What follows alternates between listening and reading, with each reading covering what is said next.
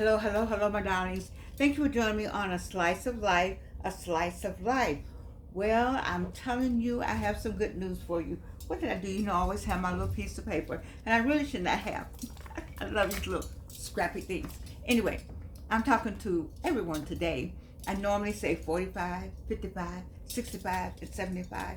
But I'm talking to people, City of Atlanta, and those who watch what goes on in the City of Atlanta, because I'm grateful to say, I'm grateful to Dr. Latangela, because I always call her Tangi, Dr. Latangela Crossfield. Dr. Latangela Crossfield nominated me for a Rice Award, and Rice is Rising in Community Excellence Award. The 15th annual awards will be on September 27th at City Hall at 4 o'clock, and I am a nominee. They want me to ask people to vote. I will say this time, but I'm really of the opinion that the people who got nominated, vote for those people that you want to vote for. I'm good. I'm very happy that someone would think enough of me to say, let's nominate Georgia. And I think that I'm not about tooting my own horn like vote for me, vote for me, vote for me. When I'm running for office, that's one thing, because I really want to win my election. I really want to do and work, be a servant leader for my community. But in this case, I love you dearly. They're asking me to ask people to vote. If you want to vote, fine, well, and good. But in the meantime, in between time, I'm glad to be there. I love the idea that people care enough about you or look at your work and they say, you know what, you done good. We want you to be awarded. Our final award, though, our final reward is in heaven. That's the reward that you want to work for, live for, and do everything, try to get there. Trying to get over there to see what Jesus got to say. Trying to get over there and see what kind of the rewards you're going to get in heaven. You see, so I'm not knocking anything. I'm just saying that if you don't vote for me, I'm not going to feel badly. I want you to vote for whomever it is, and let's lift us all up, because we're all out here as servant leader. I would like to be seen as a servant leader. And what this did, Dr. Latanya Crossfield, you said to me that you saw that I was a servant leader, and I thank you. And I thank the Rice Awards for putting my name on the list. I'm just grateful. I'm very, very grateful. In the meantime, in between time, let's talk about your reward.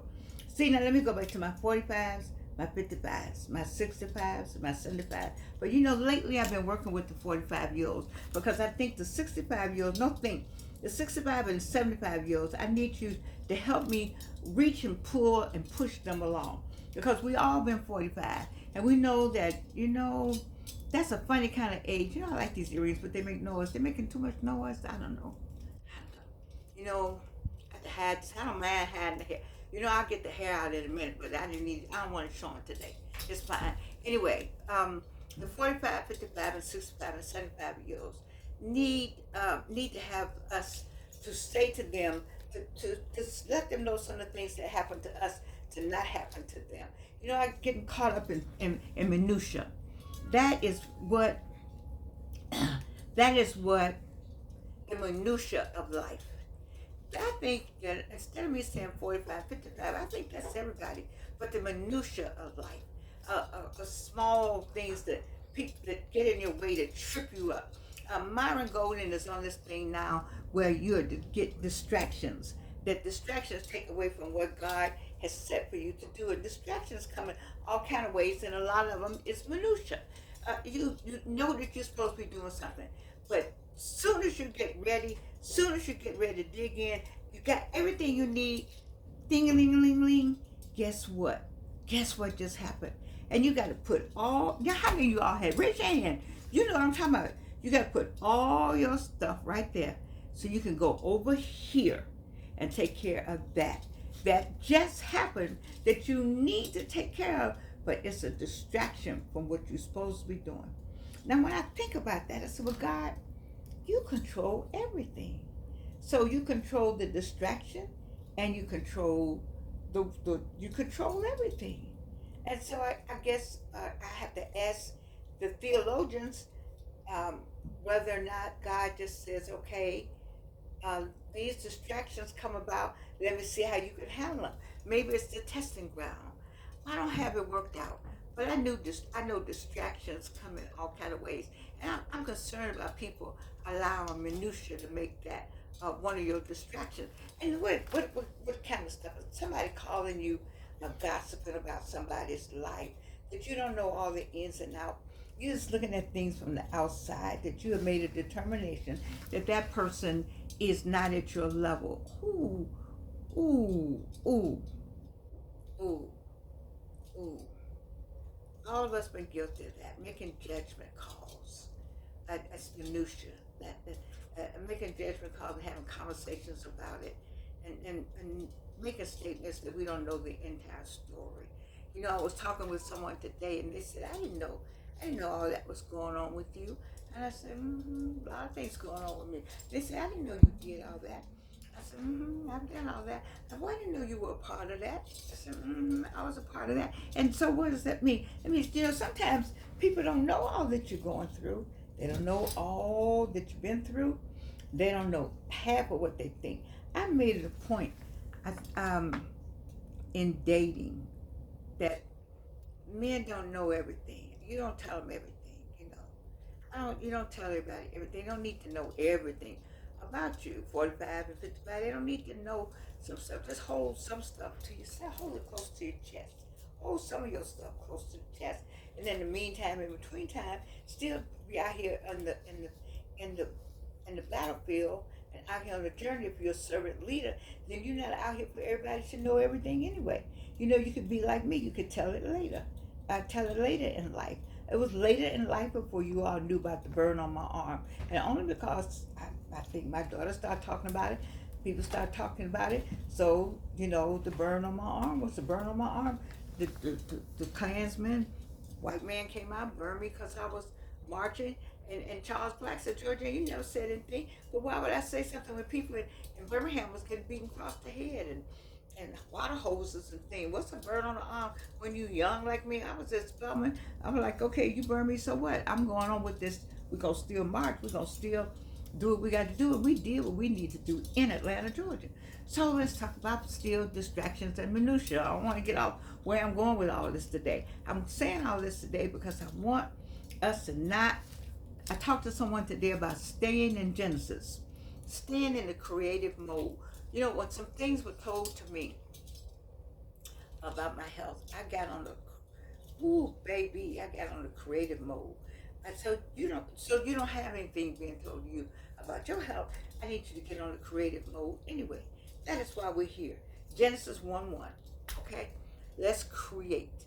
Do not get distracted. Do not get tied up in minutia. Minutia can be something as simple as getting the trash out your yard, or needing. You see a crack somewhere, and you stop what you're doing to make sure you want that crack done in the window. You take all your time to find somebody to get the crack done in the window because you will feel better. And I mean, of course, that would be something that you want, but get the crack done in the window, and then you don't go back to what you're supposed to be doing. Well, just to create. All I want to talk about today is not only the Rice Awards, which I'm grateful. I'm grateful to Dr. Carter, Dr. Chandler Carter, from Chicago by way of Montgomery, Alabama. I love that. I love that. My almost homeboy. I love you having the Rice Awards, Rising in Community Excellence Awards, 15th annual. But I also want to talk about the rewards you get as a person, as people, as servant leaders. What you're doing as you create a space and a place for the young ones to come behind us, and they have somebody to look up to, somewhere to go, some rules and some models to follow. You see, we have to do that. People will say, "I have never seen Georgianne. I've never seen her. I've always seen her looking like she looks. When she comes out, she looks polished." Oh, you know what I meant to bring you? Let me put a pin in that. That's my preference. What I want to say. You want to say, well, people should wear what they want to wear. I agree. I agree with that. You said we're not all. One person can't represent all black people. I got that. But I remember how black people used to look as a people. I told you, there was a certain carriage. Do any of y'all remember that carriage we had? The way we lifted, the way we carried ourselves, the way we spoke, whatever the vernacular was, it doesn't matter about that. This is the carriage, the way we look good, casual. It didn't matter. I want us to bring some of that back. I want us to that was part of our culture. We didn't have the other culture. We had our own culture. They took their hats. Shoes were always shine. See, you all are too young now. Not many of us left to remember the shoe shine kit box at the back door. Anybody out there got a granddaddy still living that remembers, he would remember the shoe shine box. There's a man on, I meant to bring it, I saved it, I don't want to do that right now. On TikTok, I either saw him on TikTok or I saw him. You seen this older man? We might be the same age as I talk about older man, who I'm older woman myself. What am I talking about? But anyway, this brother's so clean. Have you seen this gentleman? The daughter loves him. He only wears Stacey Adams. Just put Stacey Adams in TikTok. You might be able to find him. He says Stacey Adams shoe. He put on Stacey Adams every day. Ooh, baby. And he got his shirt. He's in the kitchen looking like so, because he remembers. He's of that age. Maybe it's just my age group. I'm 83. So 80 something, maybe we just remember. You just didn't go anywhere looking like something the cat drug in. You just didn't. You didn't go anywhere. You just didn't. You look like somebody. And what does somebody mean? I don't just look like somebody. And right now, I talked about that yesterday. When I talked to you yesterday, don't test the waters. Look at my yesterday. Because now that a book is being judged by the cover. And especially up there in Washington, D.C., where they had a military looking in the cars and looking this, and I want them to look in the car. But I already contradicted myself because I look good today. Yet the white policeman stopped me with his hand on his gun and talked to me with his hand on his gun. Most of the time he talked to me. He had his hand on his gun. A 77-year-old black woman. I know I look good in my 70s, so you know what I'm saying? And he still talked to me. He saw my age. He saw my driver's license. He knew I was 70-something years old. He kept his hand on his gun. And I was well-dressed, because I don't know a time I'm not. You see? And I'm almost like, does it matter? That's a good point. If somebody's asking, does it really matter? Will they shoot us with a suit on, or they shoot us with a raggedy shirt on? That's a good question. That's gonna make me stop and think about that. They're so mad with us, they don't care what we got on. They hate us so much they don't care what we got on. Is that what you're saying to me, Georgianne? Is that what Georgianne is saying? I'm not saying anything. I'm saying that I still think we got a chance and an opportunity. Otherwise, we all got to get up out of here. I just don't think we all got to get up out of here. I hope we don't have to get to the point we all got to get up out of here. I'm hoping that we're able to hold our own and hold our businesses and maintain who we are as a people. I like these all these organizations getting together and finding these young black men, stopping them from all that killing. Since they say that's what we do, we are the only ones that kill and steal. We're the only ones that break in. They're so afraid when they see us coming because we're just criminal everywhere. Oh my God, Jesus. I'm slice of life is struggling today. Struggling with today because I like to keep it where I was. We're getting older, but we're not getting old. We're fine right down to the end of time. We look good, feel good, and smell good, but we're also smart. We're not stupid. We make some stupid mistakes. We do some stupid things, but as a people, we are not stupid. And right now, I need for us to collectively come up, level up, level up, level up. See, Shaq can walk around.